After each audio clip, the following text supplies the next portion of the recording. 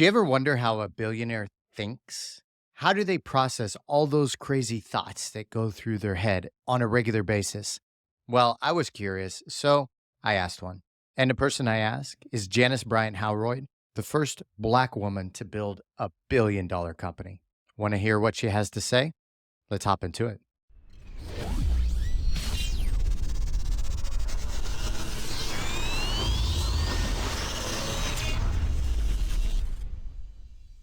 Going back to what you mentioned earlier in the interview when you talked about your mind bouncing around all the time, Ray asks, how does Janice keep her mind in check and stay focused when it's all over the place and you see the world as a kaleidoscope? Ain't trying to do that, Ray. Perchance that's a failure from your perspective. I have no interest in organizing this beautiful mess. I love it. I thrive in it. What I do have, though, is discipline around initiatives and discipline around behaviors. So I love for my, if you go up in there, it probably looks like Einstein's hair, but I deeply enjoy letting all the light come in, let all of it come in. And then once I filter it toward an initiative or a team effort, then I believe, as a matter of fact, my team will tell you one of my quotes they most often use is discipline ain't a dirty word. It's not a dirty word. So I think that helps balance if that's what you're going at. I'm a highly disciplined person. What is your filtration process there? We all get crazy ideas and they bounce around our head and we want to start this like new side hustle or new business or new project. What are the ones that what's your process for finding out which ideas are legitimate and the ones you wanna continue to work forward? Oh, great. So there are four questions I ask myself. One, and this is kind of formulaic for me, Chris, so I can rattle it off. One is, what do I want from it if I do it? What's the outcome? What's the goal of it? What do I want from it? The next question is, what do I want from it in the next 12 months? Depending on where your energies are already obligated, you've only got so much time in a day that you can give, even though all of us have the same amount of time to work with. So, what do I want from it? The ultimate. What's it going to do? What's it going to be? Then, what do I want from it in the next 12 months? What will it take to get to the next 12 months? And that's a biggie because entrepreneurs tend to be exuberant in our thought about our own capacity. And then the fourth question is, what value will it have? I'm very interested in being certain that the space I occupy, I leave better than when I got there. Better is in quotes because we all can define it differently. And so that's how I filter to get to, does this idea stand right now?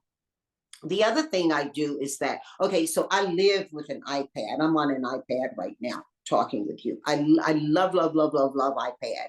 Yes, I own stock in Apple, and yes, I bought it when it was a really good deal, but I love iPad anyway.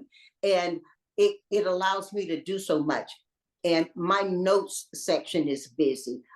I am a fierce note taker. So I will write things down in my iPad. And then I have a regular check in system where I go back.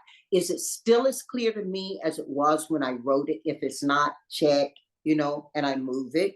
And so I systemize ideas that come into my mind or initiatives. I also do that with asks when people are asking things of me. I do it that way as well. Mom used to do it much less complicated. She would say, "Oh, I'll come back to it later. If I can't remember what it was, it's gone. Or if it's burning at me and churning at me that I got to get back to it, then it's up there. I think some people call it putting a pin in it. Yeah, I always tell myself if the idea keeps coming back to me, it means something that I should work towards or something I should implement. It always doesn't mean that though. Sometimes, no, no, no, no, no, no, no, no, no, seriously. Yeah. Sometimes it's the gateway to something else. Good And point. that's Yeah. Good Hmm. point. And boom. There you have it, you guys. Janice Bryant Howroyd. I love this because and I don't know if you can relate, often feel guilty because of this beautiful mess up here. My mind, my thoughts, not harnessing them better, not using them better, not being more productive. And sometimes our minds can just go down rabbit holes. And the next thing you know, 2 hours went by and we don't even know what happened. And we forgot the task that we were working on. And I love that Janice says that. She loves this beautiful mess in her brain. She absolutely loves it. She says it probably looks like Einstein's hair, and she has no agenda or no care in the world to organize it. She just lets it in and filters it as best as possible. Absolutely, absolutely incredible answer. And if you guys take away anything, what are the 4 questions that you need to ask yourself if you want to filter through all these thoughts in your head, right? So, what would Janice say? 1, what do I want from it? Great question. 2, what do I want from it in the next 12 months? Also, a great question. This helps implement the short term thinking and also the long term thinking. Is it worth my time and activity in the next 12 months? Maybe I should postpone it, or maybe I should implement it immediately, depending on what it is. And 3, the third question, what will it take for me to achieve in the next 12 months? Again, revisiting that question of how much time and effort and energy it will take you to achieve this idea that you have in the next 12 months. And the last question, and probably the most important, what value will it have? Will it raise the bar of my business? Will it raise the bar of my life? Will it raise the bar of my relationships? Is it a priority, or is it something that we can postpone till later? And I also love what Janice said about thoughts that are reoccurring that you really think you should do. And I have this. I actually wanted to start a second podcast at one point. This was probably about 4 years ago. And I was just chewing on this idea for a new podcast. And I thought it was so good and so juicy and it would be so successful. And I was convinced by another podcaster that's a good friend of mine and somebody I look to for advice like this. And he kept telling me, no, do not start a new podcast. Do not start a new podcast. What he said is expand on your current podcast. And that's why now we have almost 200 high performance episodes. So the high performance are the short episodes. They're generally like this one, 2 to 10 minutes from the longer interviews that we do. And I took his advice, and I'm very glad that I did because I didn't have the time or bandwidth to run a second podcast, and I'd be exhausted, and that podcast would be stagnant now.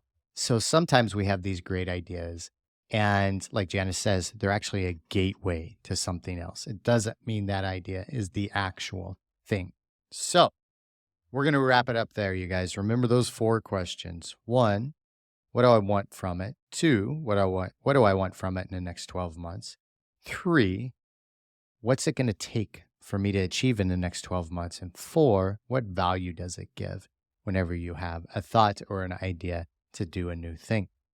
We're going to leave it at that, you guys. If you haven't checked out Janice's episode yet, please do. You won't regret it. It's episode number 544, an interview with the 32nd richest woman in the world. Make sure you check it out. If you like what you're hearing and you want to make sure you don't miss any of these tips, please subscribe here or wherever. Subscribe, leave us a review, and share with your friends. We'll see you on the next episode.